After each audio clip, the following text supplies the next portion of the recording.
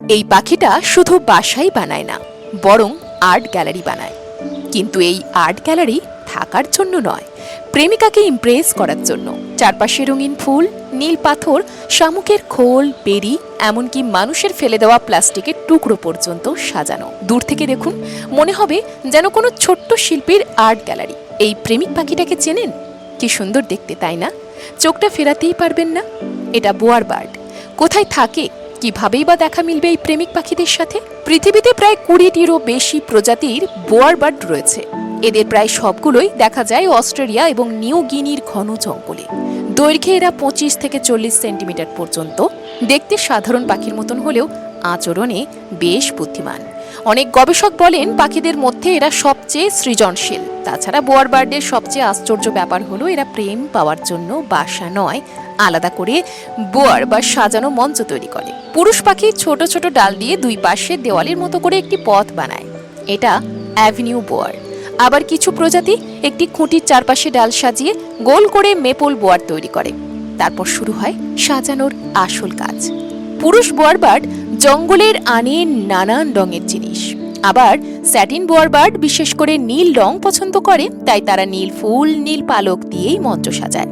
দাঁড়ান, আরও অবাক করার মতন তথ্য আছে। বোয়ার বার্ড নিজেদের তৈরি রং দিয়ে মঞ্চে পেন্টিংও করে।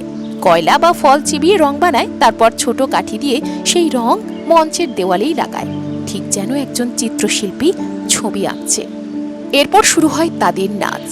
মেয়ে পাখি যখন সেই মঞ্চে আসে, পুরুষ পাখি ডানা মেলেই নাচতে থাকে, মাথা নাড়ে, কখনো মুখে রঙিন বস্তু তুলে ধরে। অনেক সময় তারা অন্য পাখির ডাক বা আশেপাশের শব্দও কিন্তু নকল করতে পারে। মেয়ে পাখি কিন্তু খুব সহজেই সিদ্ধান্ত নেয় না। সে অনেকগুলো মঞ্চ ঘুরে দেখে। যে পাখির সাজ সবচেয়ে সুন্দর, যে নাচ সবচেয়ে আকর্ষণীয়, শেষ পর্যন্ত তাকেই বেছে নেয়। তবে একটা মজার সত্যি আছে, এই সুন্দর মঞ্চ কিন্তু বাচ্চা বড় করার জন্য নয়। মিলনের পর মা পাখি আলাদা করে গাছে বাসা বানায়, ডিম পাড়ে এবং একাই বাচ্চাদের বড় করে। এই ছোট্ট শিল্পী পাখি সাধারণত 20 থেকে 30 বছর পর্যন্ত বাঁচতে পারে, আর বছরের পর বছর একই জায়গায় সেই মঞ্চ আবার নতুন করে সাজায়। প্রকৃতির এই আশ্চর্য সৃষ্টিকে দেখে কি মনে হচ্ছে বলুন তো? ভালোবাসা প্রকাশ করার জন্য শুধু শক্তি নয়, দরকার সৃজনশীলতার ধৈর্য। একটা ছোট্ট পাখি যদি এত সুন্দরভাবে নিজের ভালোবাসা প্রকাশ করতে পারে, তাহলে মানুষ কেন পারে না বলুন তো? ভিডিওটা যদি আপনার মন ভালো করে দেয়, তাহলে অবশ্যই লাইক করুন, শেয়ার করুন, আর কমেন্টে লিখুন প্রকৃতির সবচেয়ে আশ্চর্য প্রাণী আপনার কাছে কোনটা।